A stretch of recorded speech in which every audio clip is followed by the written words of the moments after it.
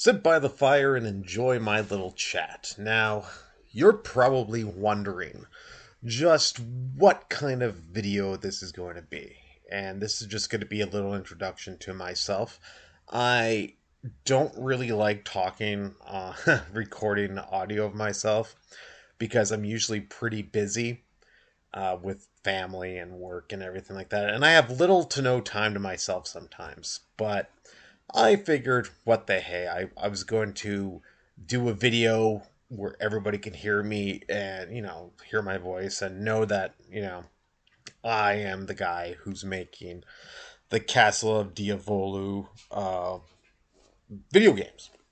Now, if you're not quite sure what a text adventure is, all my games are text adventures. Text adventures are basically interactive books. You get a blank screen, wall of text, you read the text, you come to a conclusion on what your actions will be or should be, and then you go from there. It's a lot of trial and error, but I always like to make the games as easy as possible to follow so that you can just basically pick up and go. And from being able to do so, you'll be able to grow within the story as well. Now, I'm talking about a lot of games. A lot of the text adventures I played always had some kind of weird kind of story trope to it, like Night of the Vampire Bunnies. It was a fun game. I played that game when I was a kid. I remember playing it on a IBM PS2, and that was the pinnacle of my summer growing up as a child. Being in that like little offshoot, like it wasn't like it was too small to be a bedroom, but yet too big to be a storage room. Just kind of like a little nook off the beaten path of the house. And I remember playing this game, and you could just hear the thunder because I'm from Alberta, and there's a lot of storms in Alberta. And, especially in the summertime, you can get those nice prairie storms where you can just hear nothing but thunder and then just see the flashes of lightning. Oh man, you could, it's a whole experience, I should say, is what, doing that, seeing that and experiencing that is.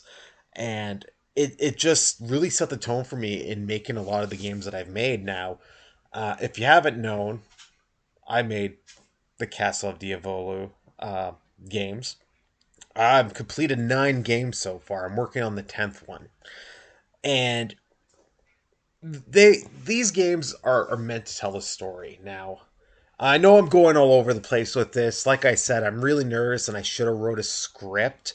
But if I have to write a script, it's gonna sound, it's gonna sound like somebody's got a gun to my head.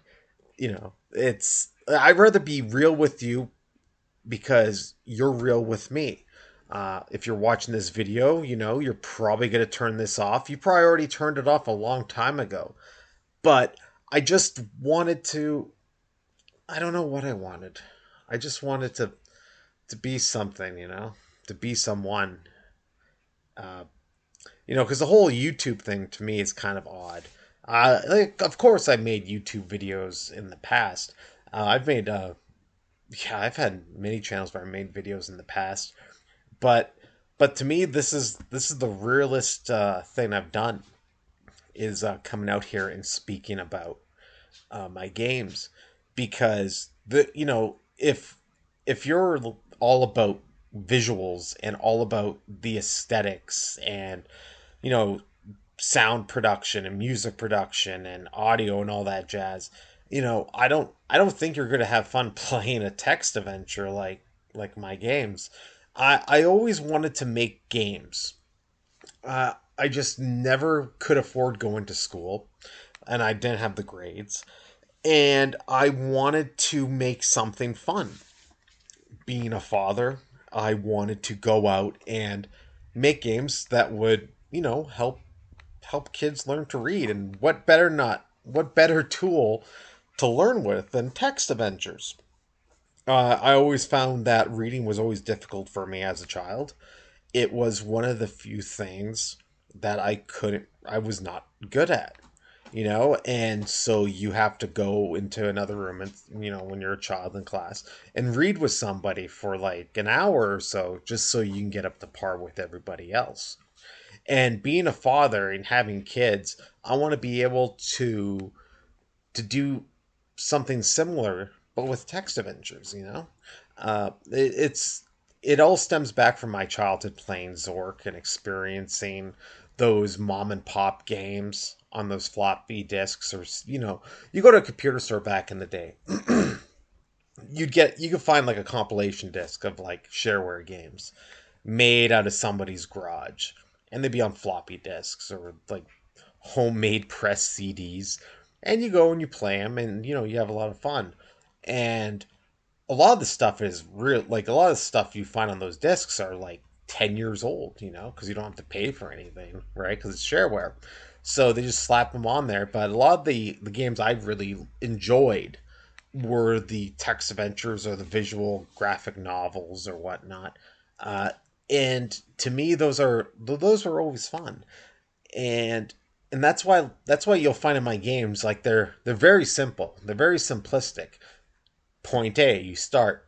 Point B is the weapon or the item you need to use to win the game, and or you learn something to take out the enemy. C is when you go to the enemy and you wipe them out. You end the game basically with winning. If you ever see that the timer in my games is always 1,440 minutes, that's because I always like timers in games.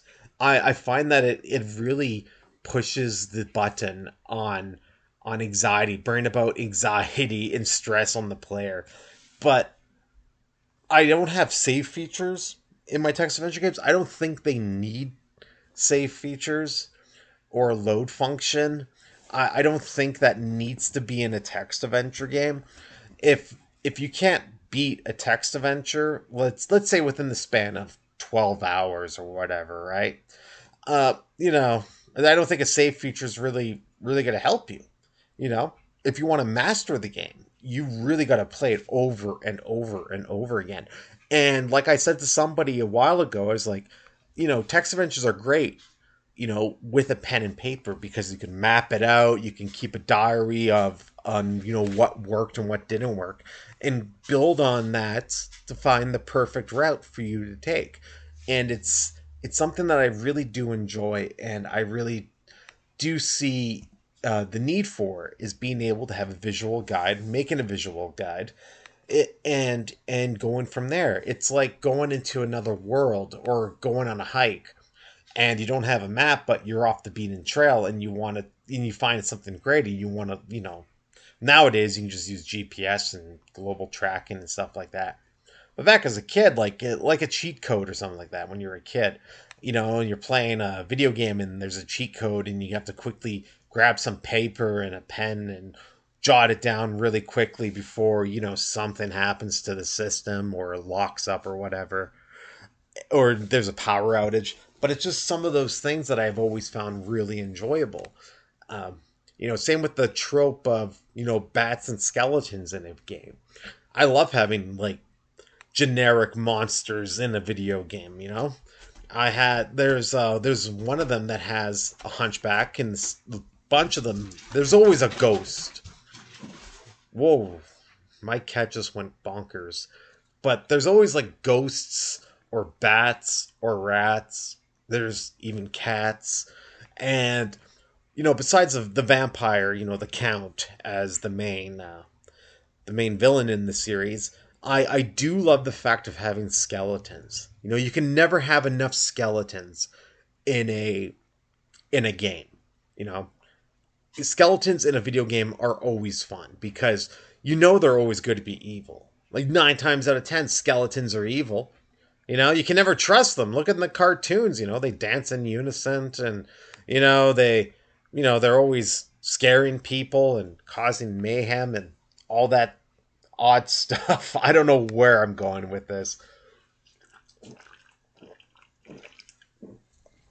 I have no clue.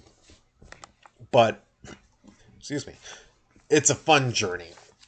And being able to sit down and at home after working some overtime and, being by myself with the cat, of course, uh, it just gives me some time to actually just want to talk.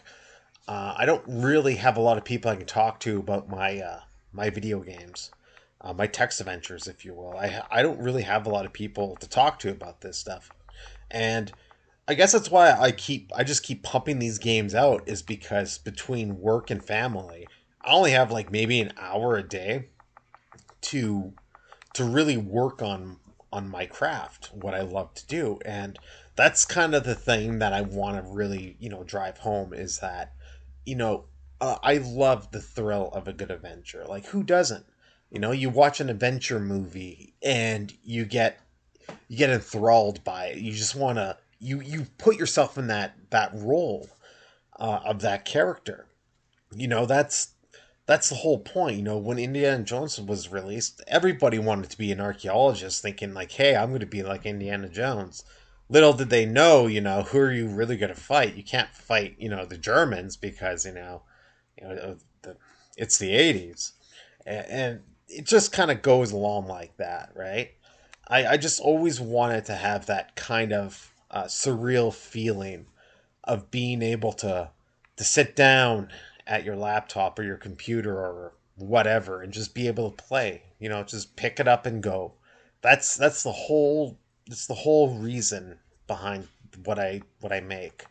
And being able to tell a good story. Like, I know I'm not going to win any awards for my games. I know that. Uh, Having 10 subscribers on YouTube and like 40 followers on Twitter, I'm fine with that. That's cool. Being able to share my games with the world for free, there's nothing better that I would ever want. Man, that doesn't make any sense. There's nothing sweeter to me than doing that. Yeah, there you go. See, that sounds pretty cool. Because in this world, everybody's trying to make a quick buck. Don't get me wrong. Support those that put out what you like. Video games, videos, whatever. If you want to support them financially, go for it. But I know times are tough, and times are always going to be hard. Like, look at the economy today, right? It's pretty rough out there. Hard to get living wages and whatnot. But I always want to make my games free so that everybody can play them. Everybody could sit down and just enjoy them. Make it a conversational piece. Hey, have you played? I don't know, Book of Zolan? And then somebody will look at you and be like, "What's the Book of Zolan?" And then you could be like, "Hey, you know what? It's a really great text adventure game written by this really cool superstar I just found on the internet, who lives in Canada, and and likes eating hamburgers and watching Hotel Hell with his kids, because it's really fun." And it's really funny to see people clueless and absolutely out of touch with reality. Sort of like listening to me speak. And it's just so cool. And you really got to like subscribe to him and download his games and message him and spread the word. And maybe one day, maybe, just maybe one day, somebody will make a movie on one of my games, but it would just be a really long playthrough, in silent mode, because that's the only mode there is in text adventure games that are done in the style of old DOS games that you found in a, very sketchy BBS somewhere, you know? And then Morgan Freeman could come out and actually just narrate it and just like talk, read the dialogue and the room descriptions and, voice the characters and all that jazz. And then just like, be really cool about it.